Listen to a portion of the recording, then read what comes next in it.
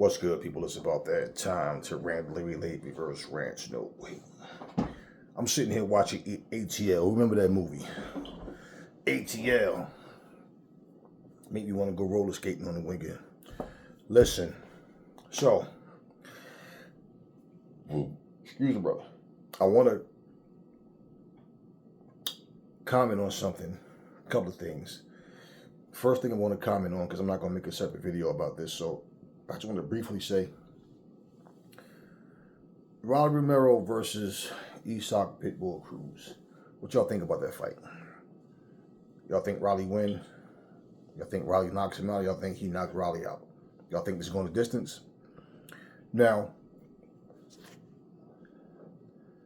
this is a fight that whoever wins, should there be a rematch clause? Rolly has a belt now, so I'm sure if Rolly he loses, he'll want a rematch. So, even if it's a one-way rematch clause. However it goes, I don't know. I don't know the stipulations with that, but I think for Rolly having a belt, he'll stick to that type of opposition. Now, does he step up and fight a Josh Taylor? Does he and Teofimo fight Mr. I'm retired even though I'm still a champ? Does he fight Devin Haney? Okay, I don't know, but I kind of get the feeling that he's gonna stick with that type of competition, like with Isak Cruz. Should he win? And well, if he lose, then there'll be a rematch. If he lose again, I definitely can't see him stepping up unless the step up is against someone that he's a sacrificial lamb for and that person has a belt. Otherwise, I don't see Rolly as building himself up like that. And Rolly doesn't fight that much. He's not that active. I don't know what's going on with these fighters, but he's not that active. He called Pitbull a little fat pug, and he wasn't as rowdy as he used to be. You could say, well, he's getting older. A lot of guys are getting older and they still act like kids, but I don't know. We'll see how it goes. If I'm going to watch the card fight, I'll watch. Of course, I'm going to watch the whole thing if I'm going to watch it. People trying to decide right now, if they even want to get this fight. Because me personally, I'm not even really. But I'll see how it goes. Okay. Either way, let me know how y'all think that fight's going to go. And do y'all think that Rolly's going to actually step up after this, or try to keep it with Isak Cruz type level fighters? And that's not hard to do at 140, to be honest with you. The other thing I want to talk about, and I'm not going to make a separate video about this. That's why I'm combining these two videos. I was watching, I have it frozen right here on my tablet. Leonard Ellerbe, he was talking about Tank Davis. He's confident that Tank will beat every one of these guys at 135, right?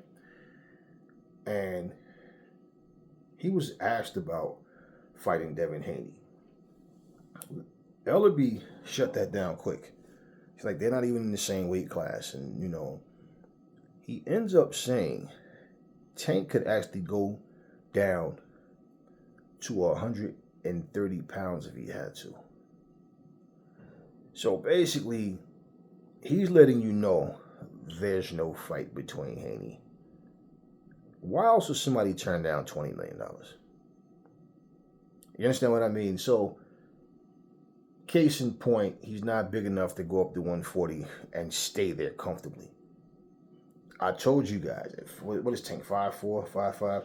He's going to have a distinct height and reach advantage damn near every time he fights.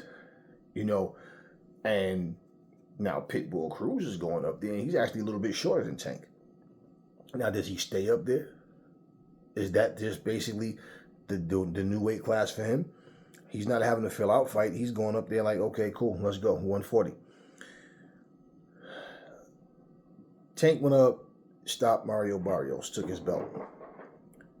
And, it's like when Canelo went to 175, I remember them saying, his team said he don't want Canelo to give up too much of a height, too many advantages, and basically height and weight, height and reach, and fighting guys that's naturally bigger. So that's pretty much what I see them doing as far as Tank goes.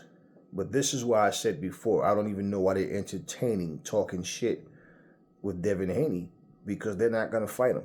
I told you guys it's not happening. Leonard Ellerbe cannot tell Tank Davis, no, you cannot fight Haney. Floyd Mayweather cannot tell Tank Davis, no, you're not fighting Devin Haney. They cannot tell him that. They can say, hey, listen, man, why do that? You can go this route. You're still going to be making X amount of millions, right? So do that, let the fight build up. So if it does happen, everything, the ball is in our court. We're the A side. Let them have to bend to our terms. You control the weight class, everything.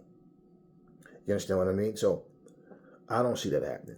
So if Tank Davis is going to be seen as too small, 440 pounds, why are you guys even, and Leonard Ellerbe shot it down, but why? It's Tank. Let me say it that way. Not you guys, because it's not Floyd and it's not Ellerbe. And you know that Floyd also, was working with Haney, teaching him some techniques and things at one point. And the thing is, Tank likes to get up and make videos, jump on social media and take shots. Remember, we already talked about going to 140, bro. Remember that video? And I'm like, okay. And then all of a sudden, he gets a $20 million offer. And Ellerbe goes, nobody else can make Tank an offer. Tank makes all the offers. So $20 million didn't mean nothing. He already told the Saudis they have to, they better have 2 vehicles outside his house just to get him there. So that's a clear indication. No, I don't want to fight Devin Haney. Simple. And now the excuse is going to be he's too big. But Tank Davis, the one that said, he already said he'll go to 140 and fight Devin Haney. And he'll fight him without a weight stipulation. Remember, all the talk about, I beat Sean Porter's ass in sparring. And he was way heavier than 147. So why the hell would I be scared to fight Haney? Well, that's a good question for yourself. Because basically, you turned down $20 million. Now, Leonard Ellerbe is talking about you're too small to go to 140 pounds.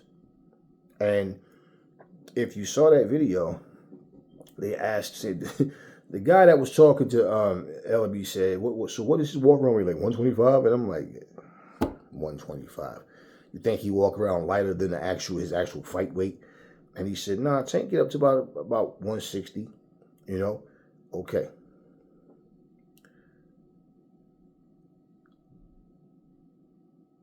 If Tank Davis can actually go down to 130, like he's saying, and he can go down there comfortably, well, if a new weight comes up, to 130, Gary Russell keep bumping his gums. I mean, he got fights there at 130. You understand what I'm saying? Not a whole lot of big names, but that's 2 fights, especially if he was to fight a new weight. If a new weight will go up to 130. But bottom line is, Tank has options from 130 to 135. And it's not like he's going to fight 3-4 times a year. So they're going to pick and choose who he fights. And out of that pecking order, it probably won't be all of them. At no point in time. Unless he's in a position where he needs these guys. And as long as he's on top, people will say, well, he don't know. You need, in terms of his legacy, yeah. In terms of star power and the money that he has, the money he'll make, maybe not. But Leonard Ellerbe, clarified it.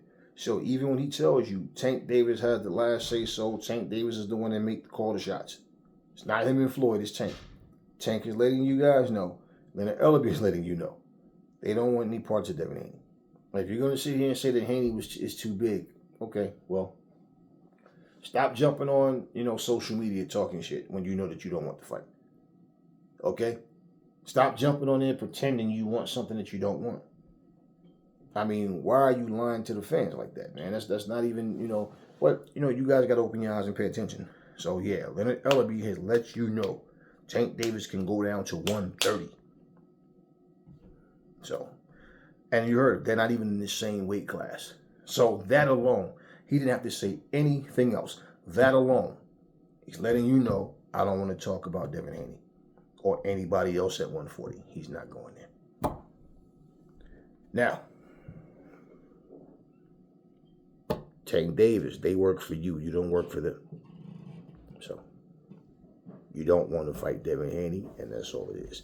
Tell me what y'all think in the comment section. Never fall in love with lies. Remember, the truth brings the other people, and I will catch y'all on the next video.